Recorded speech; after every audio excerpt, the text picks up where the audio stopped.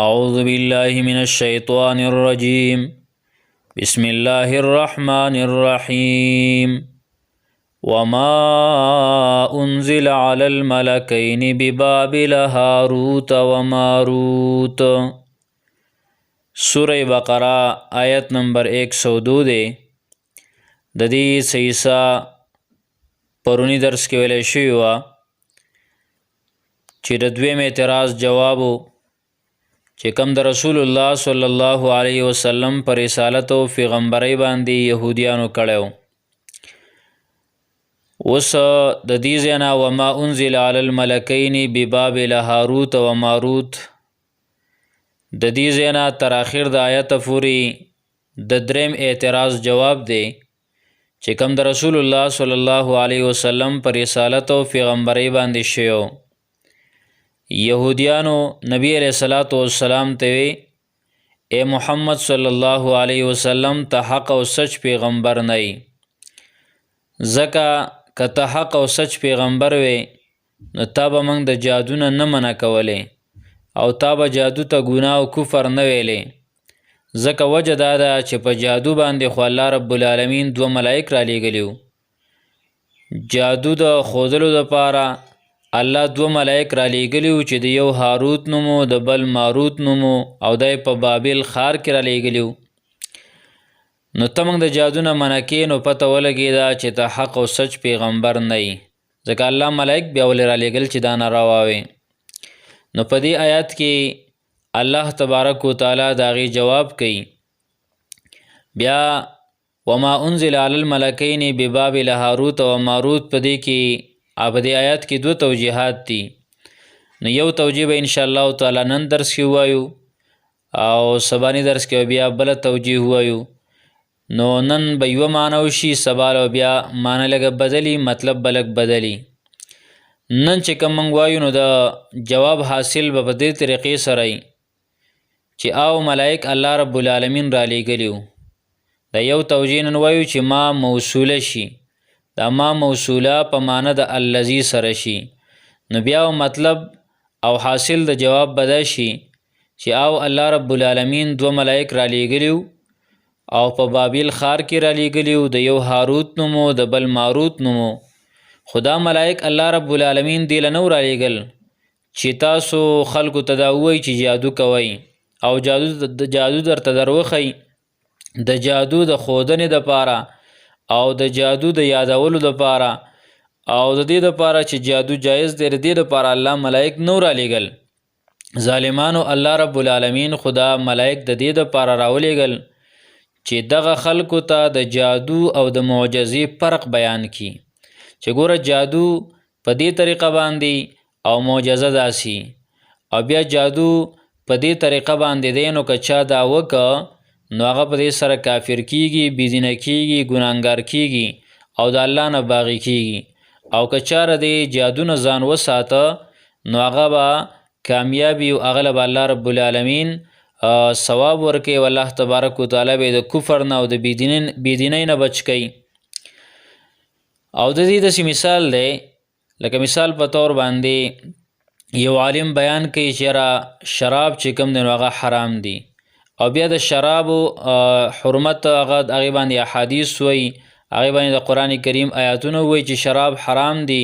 او دومره ګناه ده، دومره ګناه ده، د الله نه بغاوت دی، د الله خلاف دی چې څوک شراب څکي او شراب الله حرام کړي دي. خو بیا د شرابو طریقه وایي چې شراب په دې طریقه باندې جوړیږي او داسې مثال په طور باندې وایي چې شراب د انګورو نه ساز شي او دغه انګوره دا وچ کړلی شي، دغه شانته کې دغه انګور د دې نه اوبه ویستلی شي، هغه بیا وخوټ کولی شي، څښاک کړلی شي،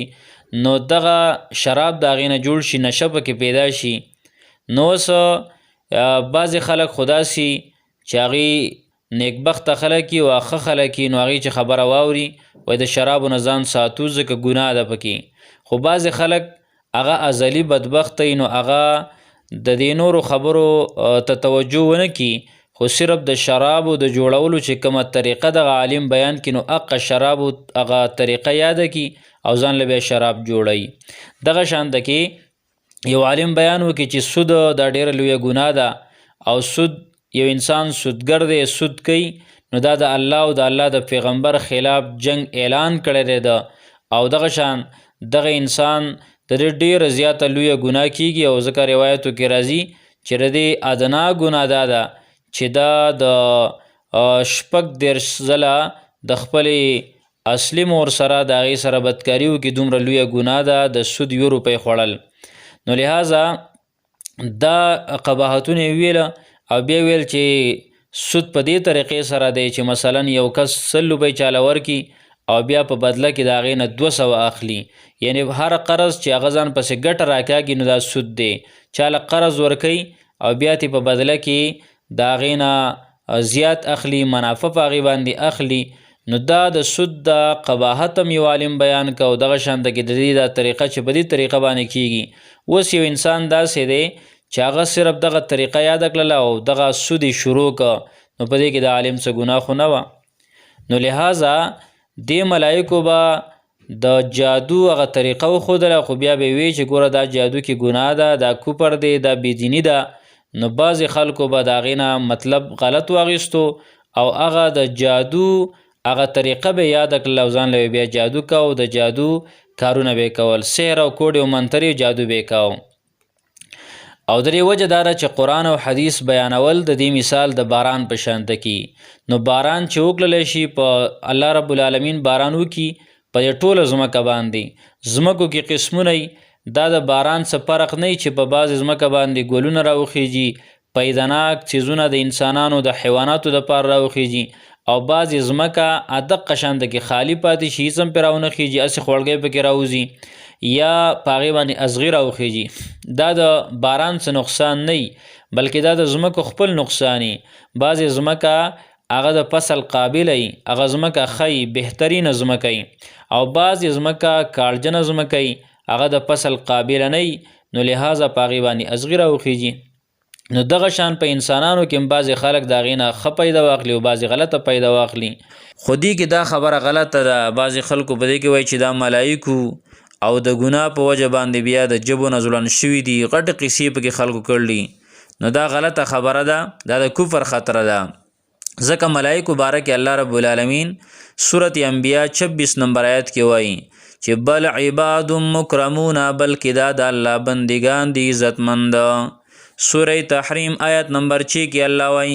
لا یعصون الله ما امرهم ويفعلون ما یؤمرون، چې دیو د الله تعالی د کار د الله د امر نافرمانی نه کوي او هغه څه کوي چې دیو ته حکم کم کړی شوی دی. نو ګوره دا اولنۍ توجیه شو په دې کې، او معنی به داسې شي وما انزل، او هغه چې نازل کړی شوي علی الملکین په 2 ملایکو باندې، ببابل په بابل ښار کې، هاروتا چې د یو نوم هاروت و ماروت او د بل نوم ماروت، وما یعلمانی او نه به ښودل دې دواړو من احد یو کس ته، حتی یقولا تر دې چې ویل به دې دواړو ملایکو انما نحن فتنتن، انما یقینا نحنو منگا خو فتنتن امتحان یو، منگا یو ازمیخ یو، منگا امتحان یو، تاسو لراغلی یو جادو او د معجزې فرق درته بیانو چې معجزه داسی جادو داسی، جادو په دې طریقه باندې کیږي. نو منگ امتحان یو، نو فلا تکفر تاسو کفر مکوئ پس د کولو د جادو سرا، فلا تکفر تاسو کفر مکوئ پس د کولو د جادو سرا، جادو زمنګ نه مه یادوئ. فیتعلمون نو پس د کاو به دې خلکو منهما د دغه دواړه ملایکونه ما هغه جادو یفرقون به چې جدایي به راوستله په هغې سره بین المرء په منځ د سړي کې و زوجه او د ښځې د هغه کې، وما هم او نو دیو بضارین ضرر رسونکي به په هغې سره من احد هیچ چاته الا باذن الله مگر په حکم د الله تعالی، ویتعلمون او زدکاو به دې خلکو ما یضرهم هغه چې نقصان به ورکاو دیو ته، ولا ينفعهم او پیدا به نه ورکوله دیو ته. ولقد علموا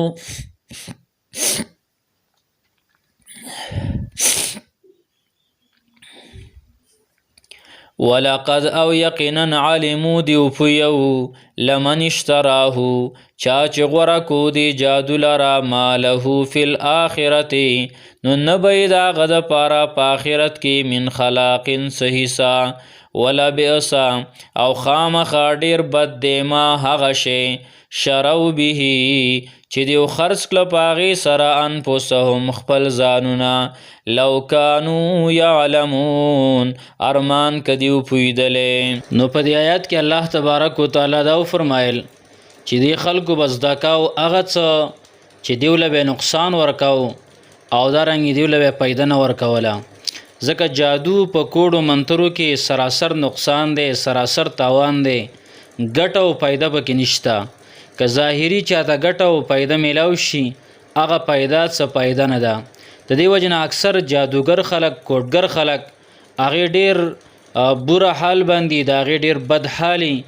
مالی حالات هم خرابي او دغه شان د کې د هغې بدني حالات هم خرابي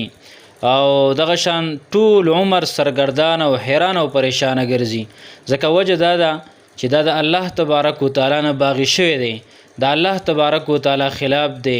ځکه خو رسول الله صلی الله علیه وسلم فرمای چې د جادوګر داغه لپاره سزا ده چې دا په تور باندې وهلی شي د سر کټلی شي حد الساحر بالسیف چې د جادوګر داغه حد چې کوم دی نو هغه په تورې سره دی او الله رب العالمین په دې آیت کې دا مو فرمایل چې ولقد علموا یقینا دا خلق پویو چې لمن اشتراو چا چې دا جادو غوره کو دای واغس نو ماله فی الاخرة من خلاق په آخرت کې بردی د پاره هیڅ حصہ نه وي آخرت کې دا هغه انسان په جنت کې دا هغه برخه نشته په جنت کې دا هغه حصہ نشته په جنت کې دا هغه ځای نشته چې کم یو انسان جادو کوي کوډې کوي منترې کوي سحر کوي او الله رب العالمین فرمایي چې ډیر بد دی هغه څه چې دیو په هغې سره خپل ځانونه خرڅ کړه او دغه جادوی غوره کو دغه جادوی واغسته الله ارمان که دیو پویدلی دا یو توجیه شوه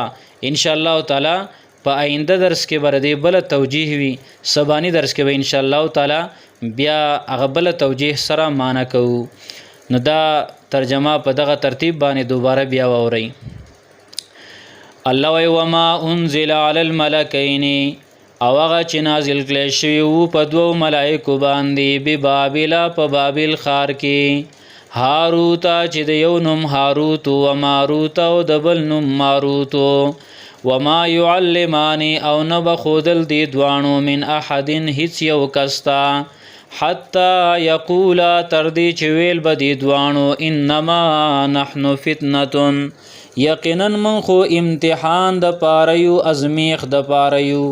فلا تکفر نو تاسو کفر مکوئ په کولو د جادو سره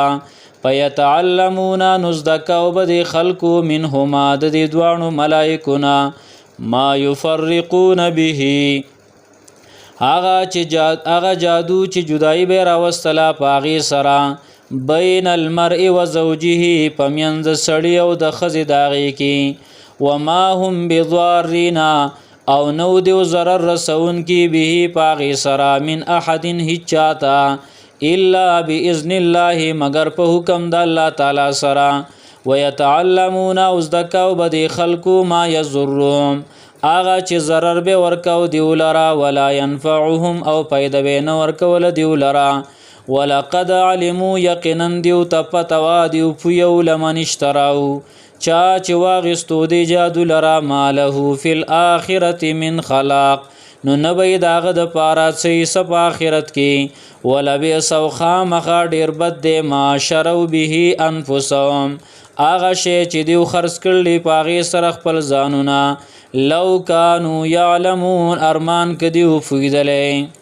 سبحان الله وبحمده سبحانك اللهم وبحمدك اشهد ان لا اله الا انت استغفرك واتوب اليك